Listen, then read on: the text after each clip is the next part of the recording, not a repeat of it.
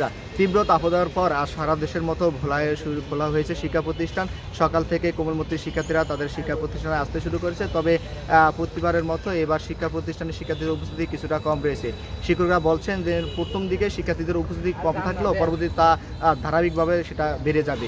এছাড়াও অভিভাবক যারা রয়েছেন, অভিভাবকদের মধ্যে একটি মিশ্র প্রতিক্রিয়া রয়েছে।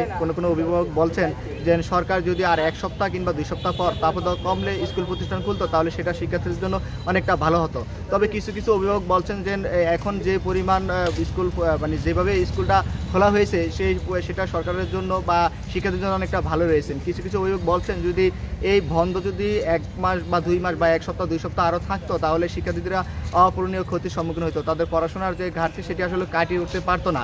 এছাড়াও যে সকল শিক্ষকরা রয়েছেন, শিক্ষকরা বলছেন যে কোমলমতি শিক্ষার্থীদের জন্য খাবার স্যালাইনের পাশাপাশি বিশুদ্ধ পানিরও ব্যবস্থা করা হয়েছে, যাতে করে কোনো শিক্ষার্থী স্কুলে যাতে অসুস্থ হয়ে না পড়ে সেই ধরনের ব্যবস্থাও রাখা হয়েছে। এছাড়াও ভোলার প্রত্যন্ত অঞ্চলে যে সকল শিক্ষা প্রতিষ্ঠান রয়েছে সেই সকল শিক্ষা প্রতিষ্ঠানের খোঁজ নিয়ে আমরা দেখেছি যে প্রতিটি শিক্ষা প্রতিষ্ঠানে আসলে বিশুদ্ধ পানির পাশাপাশি খাবার স্যালাইন রাখা হয়েছে। এছাড়াও কোনো শিক্ষার্থী যাতে অসুস্থ হয়ে না পড়ে সেই বিষয়টি শিক্ষকরা মানে সঠিকভাবে তদারকি করছেন। এছাড়াও যারা শিক্ষা কর্মকর্তা বলছেন যে সকল বিদ্যালয়ে বিশেষ করে বিদ্যুৎ সংযোগ নেই সেই সকল বিদ্যালয়ে হাত পাকার ব্যবস্থা করা হয়েছে, যাতে করে শিক্ষার্থীরা কোনো ধরনের অসুস্থ হয়ে না পড়ে বা এই গরমে তারা যাতে কোনো রকম অসুস্থতা ভোগ না করে সেটি আসলে তারা তদারকি করছেন। তাছাড়াও জেলার প্রতিটি স্কুল, কলেজ এবং মাদ্রাসায় শিক্ষার্থীদের উপস্থিতি কিছুটা কম রয়েছে।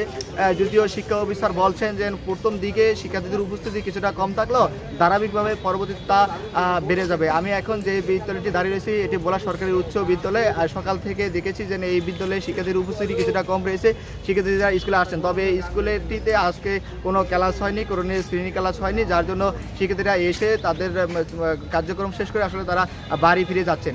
এছাড়াও প্রত্যন্ত অঞ্চলে যে কয়টি বিদ্যালয় রয়েছে, শিক্ষক মাদ্রাসা রয়েছে, কলেজ রয়েছে, প্রতিটি শিক্ষক কলেজ এবং মাদ্রাসার শিক্ষার্থীদের উপস্থিতি প্রথম দিকে কিছুটা কম রয়েছে।